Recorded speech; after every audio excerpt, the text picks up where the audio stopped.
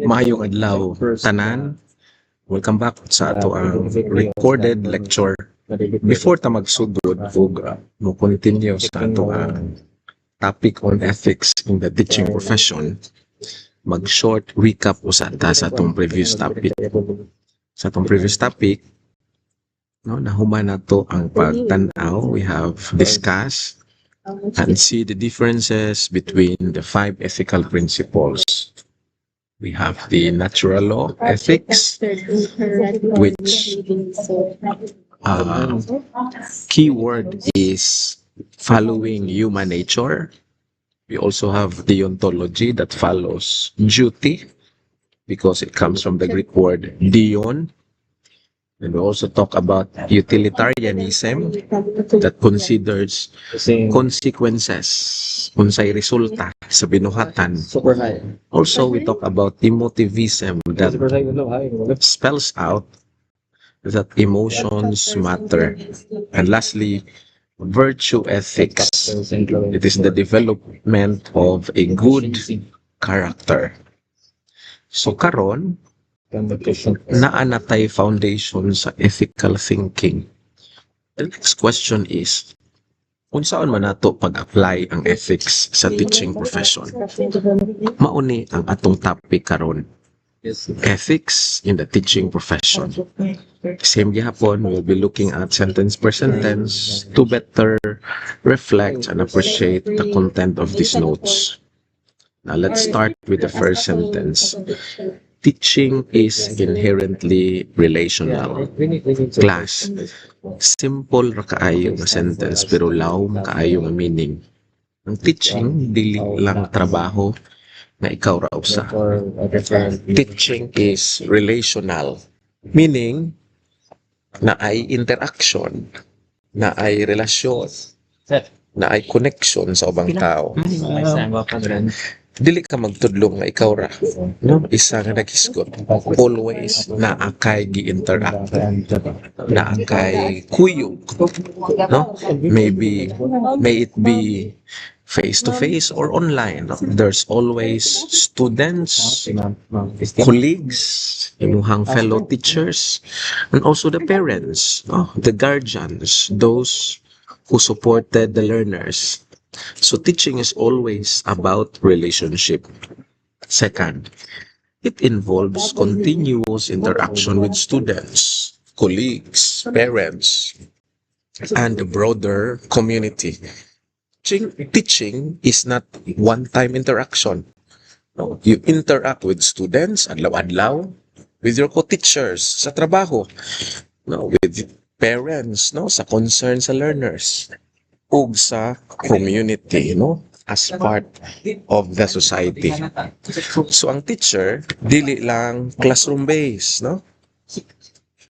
Ang trabaho sa teacher is also within the society. Now let's continue. The third sentence. These relationships generate ethical responsibilities that extend beyond technical competence. Tungod kay naatay relationships, naapod tay ethical responsibilities, no? Kay sa matag buhaton nato, sa matag action nga atong pagabuhaton. Remember na adyon nay kauban nga responsibility. Dili lang enough nga kabalo ka mo tudlo. Dili lang technical competence, no? Kung mayon tag technical competence, it means imuhang abilidad, no, nga nakabuot. For example, kabalo ka mo explain, pero bastos ka, no? Dili na siya ethical. Kabalo ka mo grade, pero unfair, no? Na kay unequal treatment sa imong mga estudyante, dili po na siya ethical.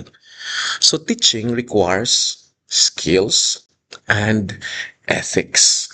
Ikaupat, teachers are entrusted with the intellectual, emotional, and moral development of learners, making their ethical accountability profound and far-reaching. Now, very important ni siya nga teaching. No? Kani nga sentence class. Teachers are entrusted, gisaligan. No? Unsa man na ang gisalig sa usa ka teacher. Ay tulo. We have intellectual development, emotional development, and moral development. When you say intellectual development, that is knowledge. Emotional, that is feelings. And moral, that is values. So ang teacher, dako kayo responsibility. Profound, long, no? And far-reaching. Dako kayo epekto. Meaning, ang epekto sa teacher muabot sa future sa students. Now, I want you to comment below in the comment section kung unsa may impact, unsa may nahimo nimo karon, unsa may naabtan nimo karon tungod sa impact sa imong teacher before. Okay, think of a teacher and tell kung unsa may impact nga nahimo nimo karon tungod sa iyang pagtudlo. Let's continue. In the 5th sentence, it is read, ethical teaching requires fairness in assessment, respect for diversity, sensitivity to students' needs, and commitment to inclusive education. Ato ni siyang i-breakdown. When we say fairness in assessment, patas ang paggrado. When we say respect for diversity, it means respetuhon ang pagkalain-lain, ang differences.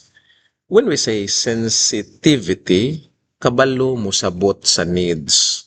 And lastly, inclusive education, walay gibiyaan, walay usa ka estudyante nga nabilin. So ethical teaching is fair, respectful, understanding, and inclusive. Now, to continue in the 6th sentence, it demands professional integrity, confidentiality, and responsible use of authority. So, ethical teaching requires integrity. Unsa man integrity? Tinuod o consistent. Walay paling-paling, walay usab-usab sa imong baruganan. How about confidentiality? Dili ipagawas ang private information, ilabi na ang sensitive nga mga butang. Kanus amanta mo pagawas lang og information from our students, from people entrusted on us, if there is already a threat to life, no, sa atong estudyante ug sa mga tao nga nakapalibot niya na. But more than that, there is always the rule of confidentiality. Lastly, responsible authority means dili abusuhon ang power. Teachers has authority, remember that. But authority must be used properly and not abused. Now, 7th sentence. Teachers must avoid favoritism, discrimination, exploitation, and neglect. Masipasabot ana. Importante kaayo ni siya nga warning. Teachers must avoid favoritism, dili magpabor-pabor, discrimination, dili maglahi-lahi, exploitation, dili mang-abuso, and neglect, dili pasagdan ang students. These are unethical practices. Now, to continue. They are called to create learning environment grounded in respect, trust, and mutual understanding. Okay? So teachers are called to create, no? To create what? Respectful environment, truth-based classroom, and mutual understanding. So ang classroom dili siya dapat fear-based, no? Nga puno ta sa kalagot, puno ta sa kahadlok. Dili pud siya punishment-centered, but respect-centered and trust-centered. Kay kung girespeto nato ang usag-usa, aduna jud na siya trust, no? Nga mosalig ta. Now, let's proceed to the last 3rd paragraph. Furthermore, educators serve as moral agents and social leaders. Kasi pasabutan ni, teachers are not just instructors. They are moral agents and they are leaders, meaning they influence others and they guide moral direction. Padayon ta, their influence extends beyond classroom into families and communities. Ang influence sa teacher, dili lang sa classroom. Muabot gyud na siya sa pamilya ug muabot gyud na siya sa community. Students brings what they learn and what they observe. And that's how teacher impacts is so wide. Okay, 11th sentence. By embodying ethical values, teachers contribute to the cultivation of responsible citizenship and democratic participation. No, kung ang teacher ethical lang, students learn to become responsible citizen. Nga naman, kay makapakita man na siya sa buhat mismo sa teacher. Kung siya nakitaan sa estudyante, mao dyan na iya hapong buhaton through observational learning. Students learn respect, responsibility, participation. So education helps build, therefore, a better society. Kana bitawng katilingban nga walay plastikay, katilingban nga usaray padulngan ang pagtinabangay. Okay.